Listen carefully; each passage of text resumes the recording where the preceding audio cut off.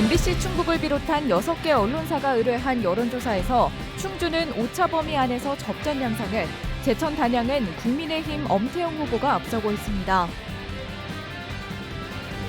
중부 3군에서는 더불어민주당 임호선 후보가, 동남 4군에서는 국민의힘 박덕흠 후보가 오차범위 밖에서 우세를 보이고 있습니다.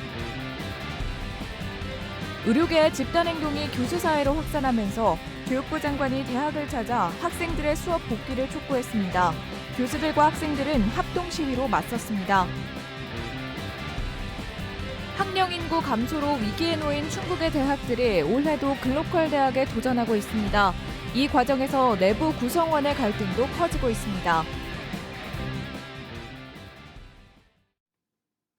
네, 시청자 여러분 안녕하십니까? 계속해서 MBC 뉴스투데이 충북입니다. 자, 어제 이어 오늘도 저희는 첫 소식으로 총선 여론조사 결과를 집중 보도합니다. MBC 충북을 비롯한 충북의 방송과 신문 6개사가 공동으로 8개 선거구에 대해 실시한 여론조사 결과입니다. 충주는 오차범위 안에서 접전 양상을 보였고, 제천 단양은 국민의힘 엄태영 후보가 앞서는 것으로 조사됐습니다. 먼저 이승준 기자입니다. 충주 선거구 여론조사는 야권 단일화 결과 발표 이전인 지난 17일과 18일 500명의 유권자에게 물었습니다. 누구에게 투표하겠냐고 묻자 국민의힘 이종배 46%, 더불어민주당 김경욱 40%로 오차 범위 아닙니다.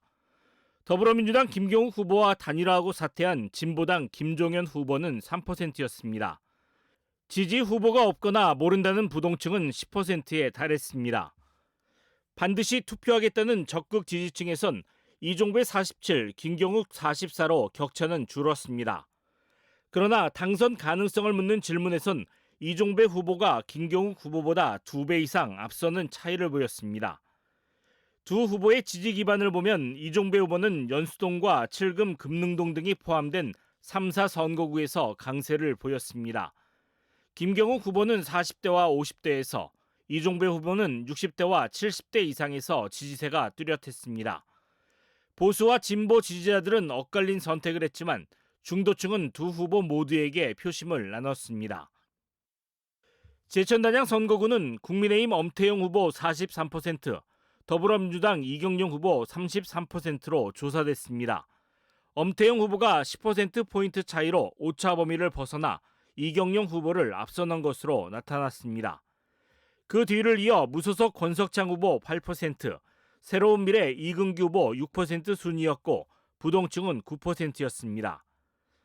적극 투표층을 보면 엄태영 45, 이경용 37로 오차 범위 안으로 들어왔습니다.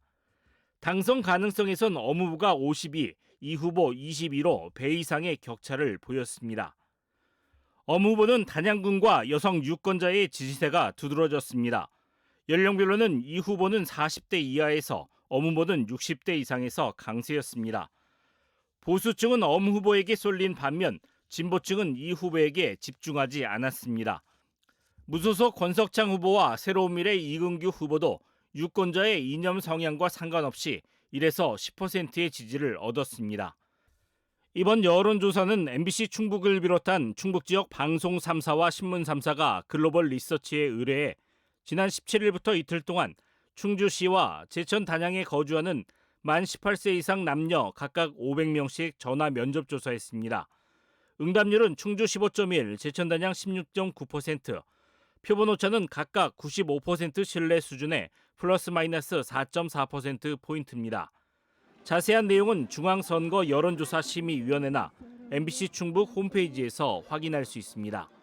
MBC 뉴스 이승준입니다. 네, 이번에는 중부 3군과 동남 4군으로 가보겠습니다. 이들 지역은 모두 현역 의원들이 강세를 보였는데요. 중부 3군은 재선에 도전하는 임호선 후보가, 동남 4군은 4선을 노리는 박덕흠 후보가 오차 범위를 벗어나 앞선 지지도를 보였습니다. 계속해서 이병선 기자입니다.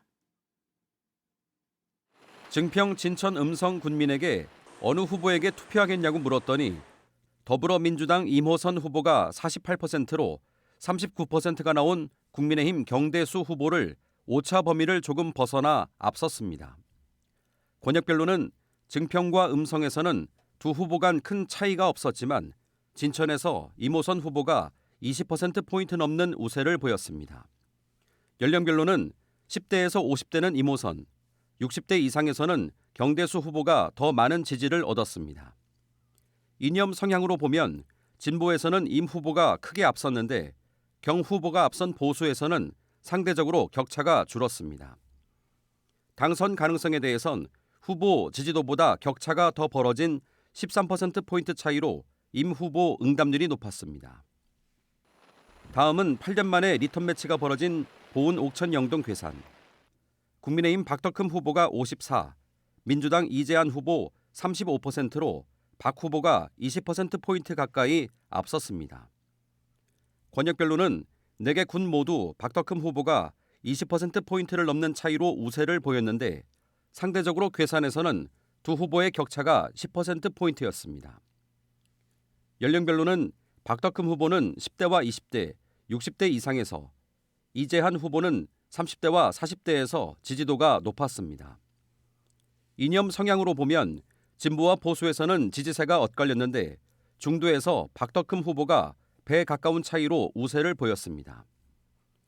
당선 가능성에선 박 후보 60, 이 후보 23%로 후보 지지도보다 격차가 더 벌어졌습니다. 이번 여론조사는 MBC 충북을 비롯한 충북 지역 방송 3사와 신문 3사가 글로벌 리서치에 의뢰해 지난 17일과 18일 증평 진천 음성에 만 18세 이상 남녀 500명, 보은 옥천 영동 괴산 501명을 전화 면접 조사했습니다. 응답률은 보은 옥천 영동 괴산 19.2%, 증평 진천 음성 14.7%, 표본 오차는 각각 95% 신뢰 수준의 플러스 마이너스 4.4%포인트입니다. 자세한 내용은 중앙선거여론조사 심의위원회나 MBC 충북 홈페이지에서 확인할 수 있습니다. MBC 뉴스 이병선입니다. 네, 한편 비청주권 비례대표 지지율은 여야가 경합을 벌이고 있습니다. 조국혁신당이 두 자릿수 지지율로 더불어민주연합과 엇비슷하게 나오면서 이 두 당을 합치면 국민의 미래와 오차범위 접전을 펼쳤습니다. 동남 4군에서만 국민의 미래가 오차범위 밖에서 앞섰습니다. 김대훈 기자입니다. 내일 투표한다면 비례대표 선거에서 어느 정당에 투표할지 물었습니다. 충주에서는 국민의 미래 37%, 더불어민주연합 22%, 조국혁신당 17% 순이었습니다. 협력관계를 밝힌 더불어민주연합과 조국혁신당을 합치면 국민의 미래와 오차범위 내 접전을 벌였습니다. 제천단양에서는 국민의 미래 41, 더불어민주연합 20, 조국혁신당 16%였습니다. 역시 더불어민주연합과 조국혁신당을 합치면 국민의 미래와 오차범위 안에서 경합했습니다. 중부 3군도 상황이 비슷했습니다. 국민의 미래 35, 더불어민주연합 21, 조국혁신당 20%를 기록했는데 두 당의 합이 국민의 미래와 오차범위 아니었습니다.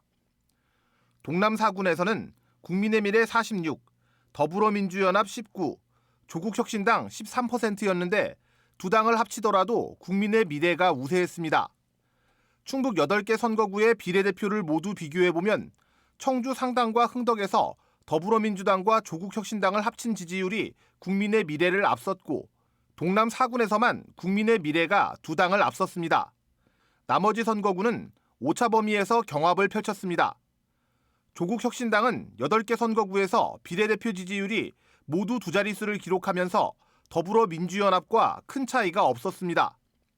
이번 여론조사는 MBC 충북을 비롯한 충북 지역 방송 3사와 신문 3사가 글로벌 리서치에 의뢰해 지난 17일과 18일 비청주권 3개 지역구에 거주하는 만 18세 이상 남녀 각각 500명씩과 동남 4군 501명을 전화 면접 조사했습니다.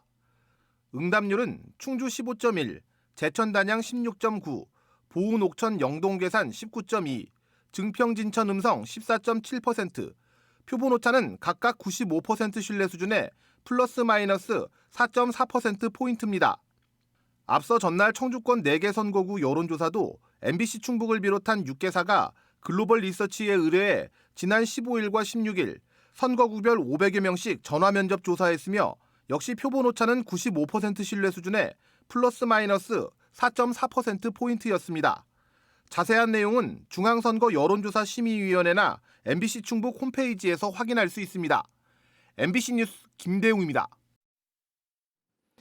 네, 다음 소식입니다. 전공의 집단 사직과 의대생들의 수업 거부 한 달째가 지나고 있습니다. 이주호 교육부 장관이 직접 대학을 찾아 교수들에게 의대생들의 수업 복귀를 도와달라고 요청했지만 정작 교수들은 학생들과 함께 의대 증원 철회를 요구하며 시위를 벌였습니다. 보도에 김은초 기자입니다. 교육부 장관 방문 시간에 맞춰 의대 교수들과 학생들이 모였습니다. 정부의 의대 정원 확대에 항의하는 손팻말을 들었습니다. 잠시 후 이주호 교육부 장관이 도착하면서 시위 분위기는 다소 험악해지기도 했습니다. 현실 고려 없는 증원 신청! 의료계 집단 행동이 교수 사회까지 번지자 진화에 나선 교육부 장관을 향해 맞불 성격의 피켓 시위를 벌인 겁니다. 대학 총장과 의대 학장을 만난 이 장관은 집단 휴학계를 내고 수업을 거부 중인 학생들의 복귀를 도와달라고 호소했습니다. 학생들의 조숙한 복귀를 독려해 주시기 바랍니다. 대학에서는 멈춰있는 의과대학 수업을 조속히 재개해 주시기 바랍니다. 하지만 교수들은 정부와 대학 총장이 교육 여건에 대한 현실적 고려도 없이 의대 증원 계획을 세웠고 그 과정에서 의료계와 대화도 충분치 않았다며 거부했습니다. 약속 없이 갑자기 나오셔가지고 우리는 의료계와 소통하고 있다 이런 식으로 얘기한다라고 하면은 저희는 그거는 받아들일 수가 없는 상태입니다. 앞서 총장 항의 면담까지 진행했던 의대생들도 수업 복귀는 없다고 못 박았습니다. 저희는 1년을 쉴 각오로 휴학원을 제출했기에 학생들을 보호하는 차원이 아니라 그거는 학생들의 휴학 의지를 무시하는 행위라고 생각합니다. 의료계 반발이 갈수록 커지는 상황에서 정부는 오늘 의대 증원 결과를 발표할 계획이어서 사태는 더욱 악화할 것으로 보입니다. MBC 뉴스 김우초입니다. 한편 정부의 의대별 정원 배분을 앞두고 김영환 충북지사가 지역 의대 정원을 300명 이상 대폭 늘려달라고 재차 요구했습니다.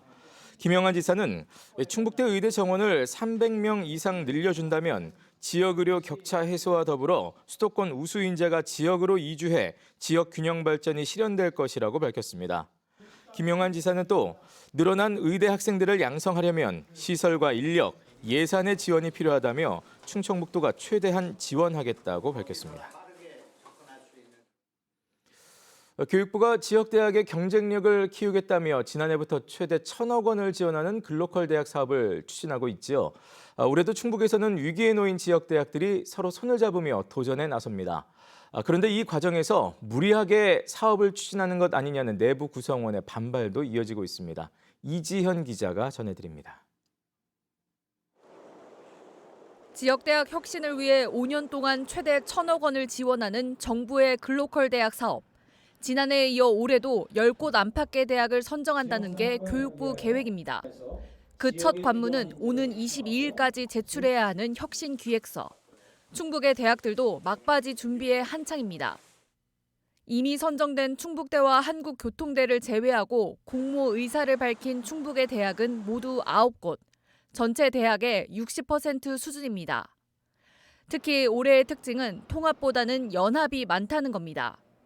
연합은 일부 대학이 사라지는 통합과 달리 공동 의사결정 기구를 만들어 대학 운영권을 나누는 방식으로 기존 체제를 유지하는 새로운 유형입니다. 서원대와 건국대 글로컬, 충청대가 손을 잡았고 세명대와 충북도립대학교도 공동으로 신청할 예정입니다. 학령 인구 감소에 연일 최저치인 출생률까지 말 그대로 대학의 생존에 대한 위기감이 작용한 겁니다. 그 주요 내용은 지역과 대학이 하나가 된다라는 그런 내용이잖아요. 지역도 아우르고 그리고 또 2년제와 4년제의 결합이라는 데서도 의미를 좀 가질 수가 있고요. 물론 통합을 내세운 대학도 있습니다. 한국교원대와 청주교대는 캠퍼스별로 특성화된 교육과정을 운영하는 통합 계획을 세웠습니다. 재정 지원 사업 같은 경우 학생 수 기반으로 거의 포뮬러가 설정이 되기 때문에 학생 수가 늘어난다는 것은 학교 재정이 예전보다 많이 좋아진다는 그런 의미를 들 수가 있겠고요. 그러나 통합에 반대하는 학생과 동문 등 내부 구성원들의 집단 반발이 본격화하면서 결국 통합 계획은 보류됐습니다. 구성원들 간의 공감 사항을 전혀 고려하지 않고 빠르게 처리하려고 하다 보니까 이렇게 반대가 심해진 것이 아닌가 생각합니다.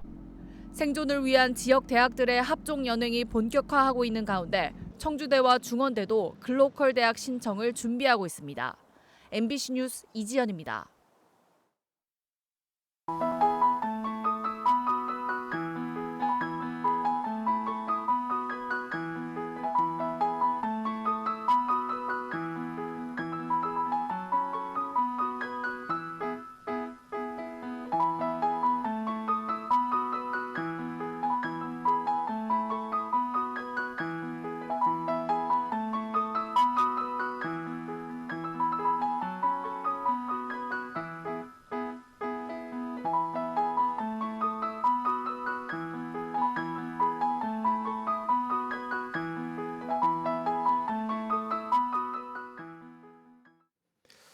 정우택 국회부의장이 MBC 충북에 낸 언론중재 정정보도와 손해배상 청구가 모두 기각됐습니다.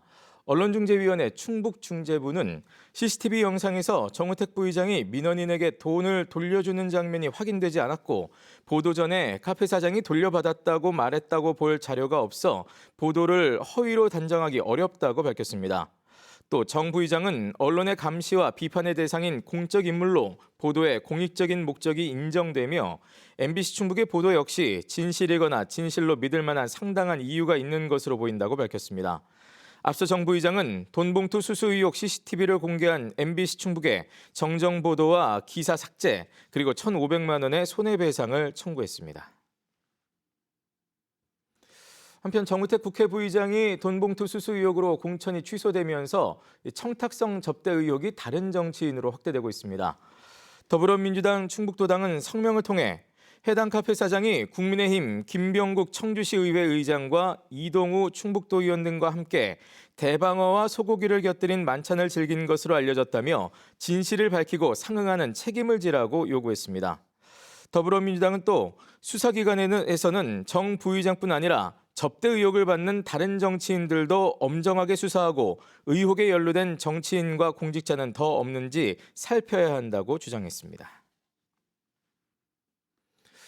지난해 여름 30명의 사상자를 낸 청주 오송 지하차도 참사를 수사 중인 검찰이 미호천교 시공업체 전 대표이사를 소환 조사했습니다. 청주지검 오송 참사 수사본부는 최근 중대재해처벌법 적용 여부를 검토하는 과정에서 참사 당시 미호천교 확장 공사를 담당했던 시공업체 대표이사에 대해 소환 조사를 진행한 것으로 전해졌습니다. 검찰이 수사 8개월 만에 처음으로 참사 관련 기관의 최고 책임자를 소환한 가운데 최종 재판에 넘겨지면 국내 중대 시민재해 1호 기소 사례가 됩니다. 장애인들을 감금 폭행하고 금품을 빼앗은 60대 목사가 구속 상태로 재판에 넘겨졌습니다.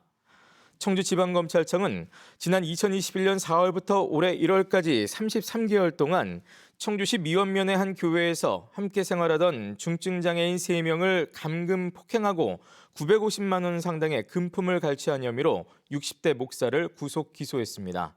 검찰은 또 피해 장애인들이 지금도 불안해하고 있다며 치료비와 함께 심리상담도 지원할 계획입니다. 충청북도교육청이 유치원 돌봄교실을 확대 운영합니다. 도교육청은 유치원 158곳에서 운영하던 돌봄교실을 올해부터 160곳으로 2곳 늘리고 맞벌이와 한부모 가정이었던 참여 대상도 돌봄을 희망하는 모든 유아로 확대했습니다. 네, 뉴스를 마칩니다. 고맙습니다.